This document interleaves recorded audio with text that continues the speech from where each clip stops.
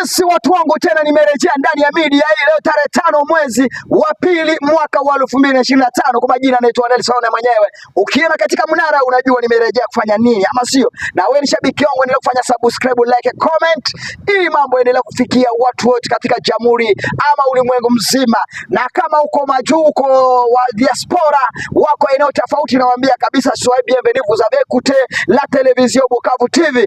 This is number 1 Walikale reporter Nelson kutokea ndani ya Bukavu Media. Na kwa sasa leo nimerejea kuwapasha habari eneo ya hapa ya sehemu kuna mapambano ama tunaenda kufungua kurasa zetu katika Jamhuri ya Demokrasia ya Kongo, mahali kuna mapambano kwa sasa. Leo muda kama huyu wa saa 10 jioni tarehe 5 mwezi wa pili mwaka wa 2026, mambo inaenda kubadilika katika eneo ya Uvira, eneo ya Kichanga, eneo ya Kalehe, eneo ya Shabunda, tena hapo eneo ya Kindu, eneo ya Walungu, mpaka eneo ya Kisangani, mpaka eneo ya Lwiro. Huko unakuja kuwaletea habari ziko hivi sasa mama.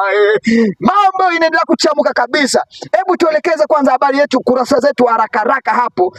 Kwa sasa mambo inaendelea kubadilika katika eneo ya hapo. Nafungua kwanza kurasa yangu sehemu ya Nord Kivu, sehemu ya Kichanga. Tayari Kichanga wanajeshi wa wazalendo pamoja na wanajeshi FRDC wanavamia kikosi cha wahasi wa M23 kwa muda wa saa 10 mapema jioni hili.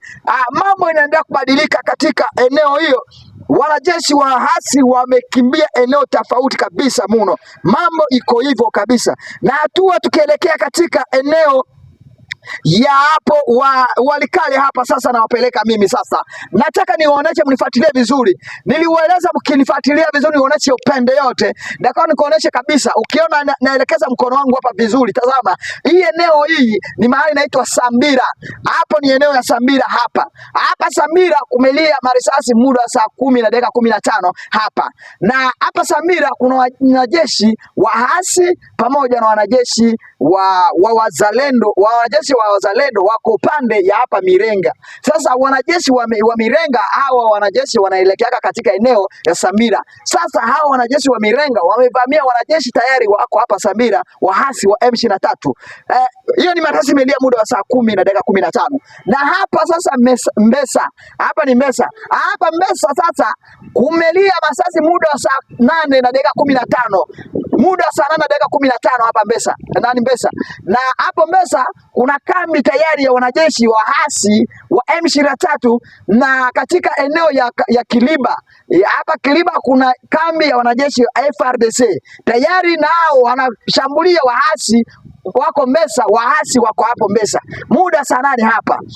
Nimewaambia sasa hii area inaonyesha hapa nyuma hapa. Hii ni Pinda. Hapa Pinda sasa kumelia tu bombe limoja hapa na bado lingine alijalia. Bombe limelia lakini hatujajua wengine wamerudisha. Ni bombe tu linalia lakini hatujajua hili bombe linapigia kutokea wapi. Lakini imelia eneo katika ya Pimba. So nikiwapeleka sasa hapa ni eneo ukielekea katika unaenda ndani ya Kichanga huko, ukielekea sehemu ya Sake. Huko Sake nako kuna masasi inaendelea kulia huko katika mlima. Kuna mlima la kwanza linaita Pengara. Ukitoka katika mlima la Pengara kisha unaelekea sehemu ya Nyantondo huko nyuma. Sasa hapo nyuma ndio kuna risasi kubwa zaidi, masasi inaendelea kulia zaidi hapo katika eneo hili. Ndio maana naambia katika mambo yanaenda kubadilika katika Jamhuri ya Demokrasia ya Kongo. Na kwa sasa tukienea narejesha habari lingine lenye tuko nalo hapa ni eneo ya hapa Mwenga na Kindu. Habari ya Mwenga na Kindu iko hivi sasa, mambo inabadilika zaidi. Kulipatikana watu 4 walikuwa na silaha katika eneo ya Mwenga na Kindu. Walikuwa wakiingia kuvamia wakaaji katika eneo, na watu wengi wanasema watu wamepewa silaha na wanajeshi wa wazalendo kwa kwenda naibia wakaaji. Na watu wengine wanasema maswali mengi, hawa ni wazalendo sio wa raia. Kwa sasa raia hawezi kupata silaha, na hawa walikuwa na kinadada umoja na vijana watatu, tuseme ni watu 4, na hao watu wameshikwa kabisa na raia, population ikawapeleka mahakamani. Na kabla mimi niwapeleke kwanza hapa, nataka niwapatie kwanza msikie watu kutokea hapo eneo ya hapo Mwenga. Hebu ripoti yangu mwenye iko sehemu huko, hebu unataka watu wasikie. Afisa la polisi mjini Kindu jimboni Maniema ilipeleka mbele ya liwali wa jimbo Musa Kabwankubi Moise wazaniwa wizi nne wenye kumiliki silaha siku ya pili tarehe 3 Februari mwaka wa 2026. Kwa mjibu wa afisa la polisi mwenye kuendesha kesi hiyo, wizi hawa wenye kumiliki silaha walikuwa wakiendesha vitendo vyao vya wizi kwenye maeneo la Karta, Basoko na Bloke RVA. Ofisa huyo wa polisi ameendelea kusema kama kati ya wizi hawa kuna kuweko mwanamke mmoja.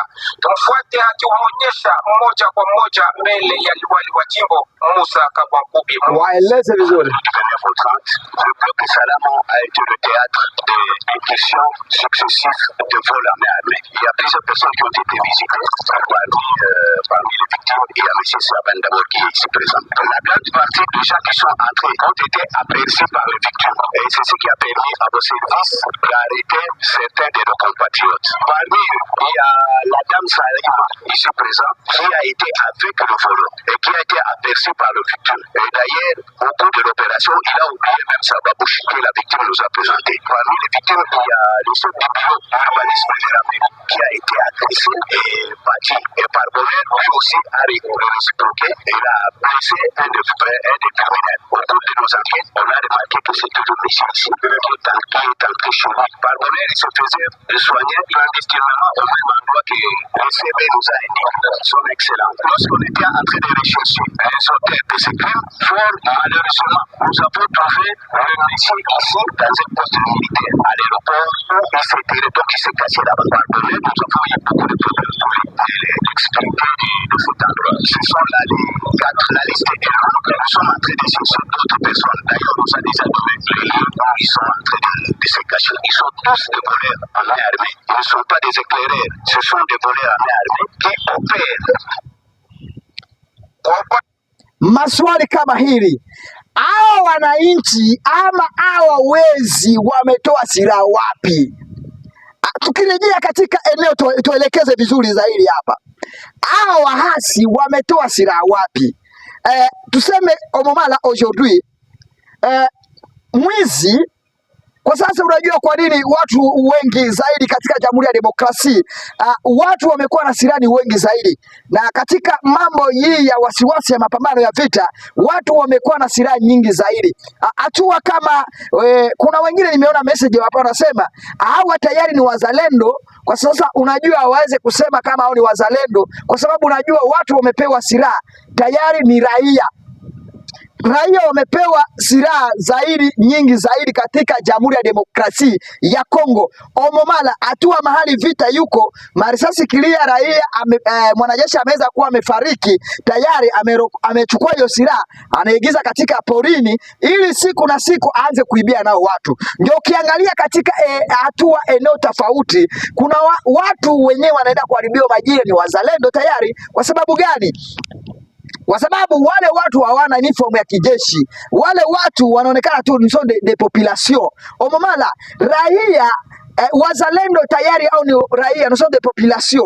Serikali au ni wanajeshi tayari wamejulikana na wako na area yako kama mwanajeshi, na atajulikana tayari mwanajeshi, kwa sababu tuelewe vizuri mzalendo ni mkahaji nusu de population, ni ile walipewa na chance ya kupigania nchi wakapewa masilaha tofauti. Na kwa sasa hao wa raia sasa hao wamepewa silaha. Kuna wale wenyewe walitaka kuendelea na chama cha wazalendo, na kuna wale waliondoka ndani ya chama cha wazalendo wakaenda katika mistuni wakaendelea kufanya kazi ya wizi. Ndio maana upande ya huko wa Kindu na Kalemi kumepatikana watu, kumepatikana huyo dada na kunapatikana vijana watatu, na kwa sasa mwao watu watatu kunaweza kuwa victim. Omomala tukatai, lakini kama ni victim, kwa nini amejipata katika eneo na wezi?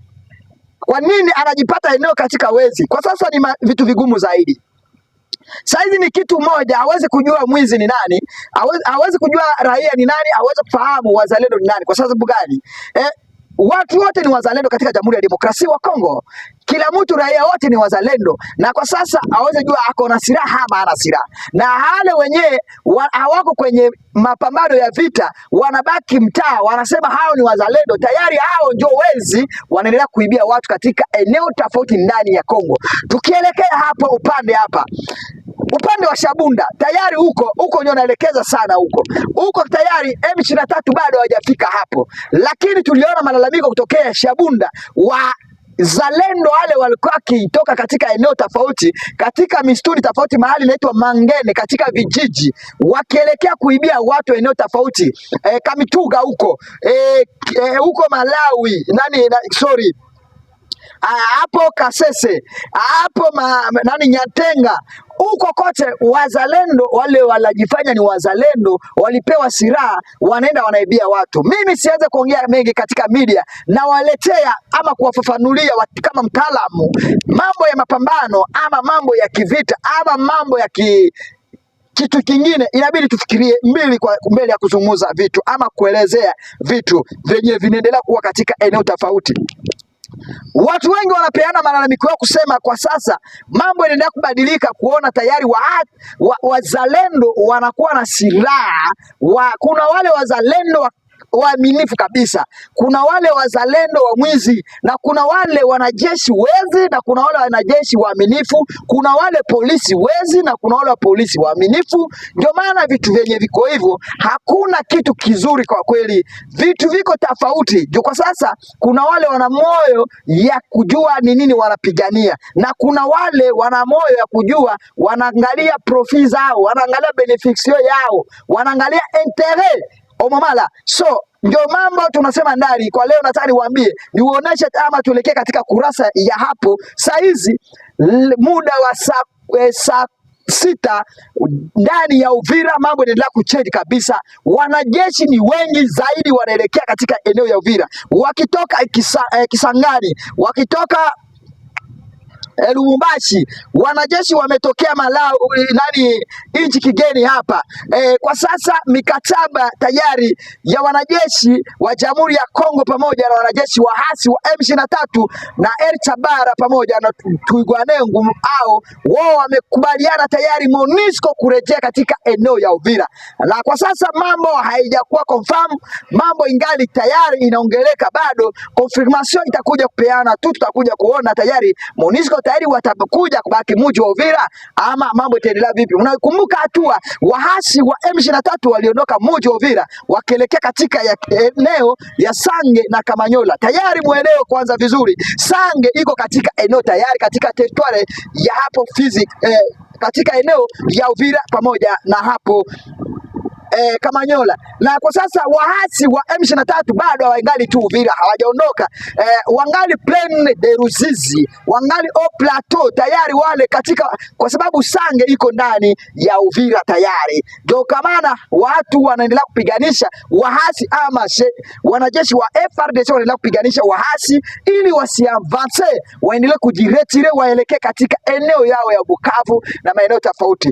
Nyuma siku 3 wanajeshi wahasi wa M23 walitoka katika vikao vyao vikubwa, wanakuja kupeana la force katika eneo ya hapo Plaine de Ruzizi, sehemu ya Point Zero. Kwa sasa unajua wanajeshi ni wengi zaidi muno wa wahasi wa M23 pamoja na wanajeshi wa El Chabara na wanajeshi Twirwaneho na RDF kutokea Jamhuri ya Rwanda, wanasaidiwa na Jamhuri ya Rwanda, unaelewa hivyo. Na katika kwa sasa mambo inaendelea kuwa noma zaidi. Wahasi wa M23 waliamkia leo mapema asubuhi kwa na kitu inaitwa nini, meeting ama renyo katika eneo tofauti yao, kwa kuonesha kama tayari wanaendelea kuingiza miradi katika Jamhuri ya Demokrasia ya Kongo, wanaendelea kujenga mabarabara katika eneo mahali hawajafaulu kujenga, ni sehemu ya hapo Uvira. Kwa sasa huko joko ni la mapambano, lakini Bukavu wanaendelea kufanya mambo tofauti mpaka Goma kuelekea Kichanga mpaka Masisi. Na kwa sasa habari tuko nayo kwa tangu wanajeshi wa M23 na wanajeshi FARDC walikubaliana usiposhambuliana eneo ya Masisi kwa saizi hakuna risasi yoyote inaendelea kupatikana katika eneo hii. Hii ni taarifa kutokea ndani ya media Bukavu TV. Je, comme si tous les mots vous avez participé, vous avez écouté la télévision Bukavu TV, na wafurahia sana marafiki zangu. Mungu ende kuwabariki. I love you so much. Na kwa sasa kwa mada kama huyu mko pamoja na mimi ndani ya media Bukavu TV Nelson. Na nikiwa katika Munara, unajua nimeleta habari mpya na kuwapasha habari katika jioni ya leo, ama sio? Mungu ende kuwabariki, muende kushare link, muende kushare YouTube, muende kufanya subscribe, tujiabone tuwe wengi. Nikiweka video watu mkuja haraka haraka tuone, na tuweke comment, tu like kila kitu, tu share, tu partage kila mahali. Tafadhali, je vous remercie, en tout cas je suis là nakuja juu yenu kuwapasha habari ya katika media hii, na nawapenda sana nikiwa katika eneo ya Walikali hapa katika, nikiangalia hizo ni mandege zinaenda kupita hapa, na ninajua katika ndege zikipita katika eneo ya hapa, sikiliza vizuri, hizo ni ndege hizo. Unaona hiyo ndege kama hiyo inaelekea hapa na Pimbi, hiyo ndio hiyo. Sasa hiyo nakwambia kidogo tu nikati hapo, kwa sababu na mimi hapa naweza kujipata niko mahali sio vizuri, naweza kushikia bombe na anguka mahali niko tu, kwa sababu hapa huko ni heli ya kubaya zaidi. Katika eneo hii tunaangalianga vitu, unasema ndio hii inapita. So hiyo ni ndege tu kawaida, haijapiga kitu yoyote hapa, naona imeelekea mahali tu kwa uwanja. Ingine nayo tena ndio hii inarudi tena. Asante sana, kidogo tu nikate, tutaendelea kuzidi pamoja, tutaendelea kuwapasha habari nikijua maana hizi ndege zinapita hapa ni kwa nini.